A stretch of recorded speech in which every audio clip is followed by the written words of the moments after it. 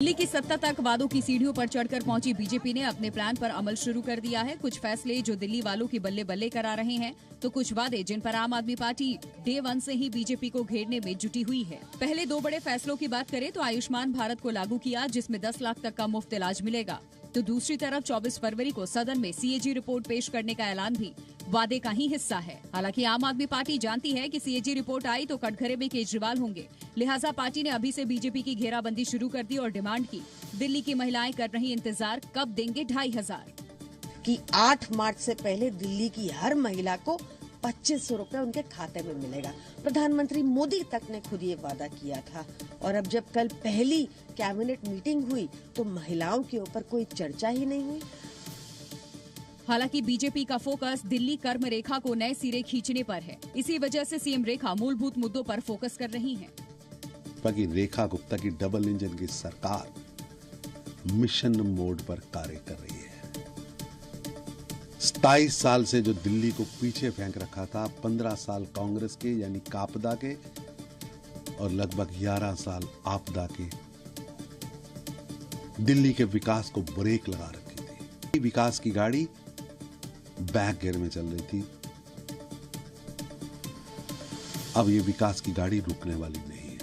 सत्ता संभालते ही मुख्यमंत्री रेखा गुप्ता ने केजरीवाल के करीबियों पर स्ट्राइक शुरू कर दी है। ये स्ट्राइक उन लोगों पर है जिनकी ताजपोशी अलग अलग पदों पर सत्ता से करीबी के चलते हुई थी।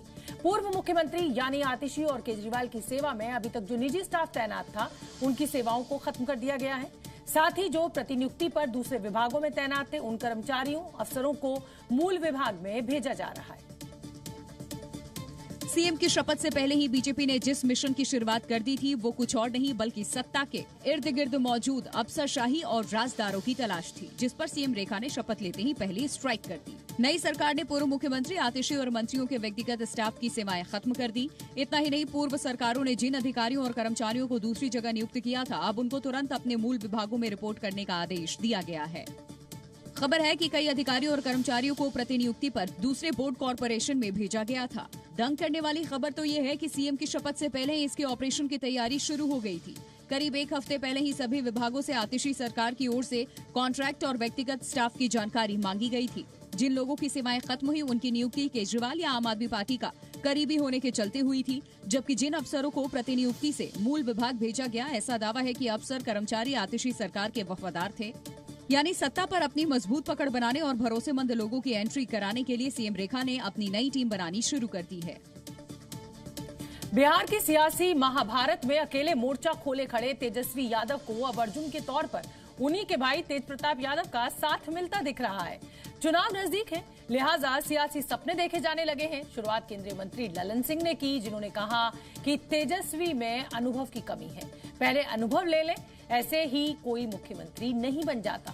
तो भाई के बचाव में तेज प्रताप यादव अर्जुन की तरह मोर्चे पर आ डटे और पलटवार करते हुए कहा कि ललन सिंह जो सपना देख रहे हैं वो जल्दी टूटने वाला है। ये बयान 2025 के उस महाभारत के आगाज का ट्रेलर है, जिसकी रणभूमि पर पूरा बिहार बनने वाला है। दिल्ली का दंगल खत्म होते ही फोकस में बिहार आ चुका है। दावे वादे और दाव पेच के साथ साइकोलॉजिकल गेम भी खेला जा रहा है, जिसकी शुरुआत की ललन सिंह ने तो अंत किया तेजू भैया ने। तो ज्ञान अभी कहाँ है, अनुभव की कमी है, कुछ अनुभव ले ले। ऐसे ही कुछ कागज जारी कर देने से वो मुख्यमंत्री का पद उनको नहीं मिलने वाला है। वो सब तेजस्वी यादव मुख्यमंत्री बनने जा रहे हैं। आई जो सपना पाल रखे हैं ललन सिंह, बहुत जल्दी फेल होने वाले हैं।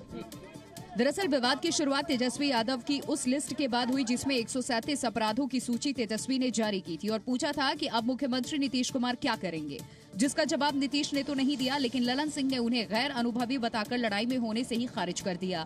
लेकिन भाई पर वार हुआ तो बचाव में तेजू भैया ने मोर्चा संभाल लिया।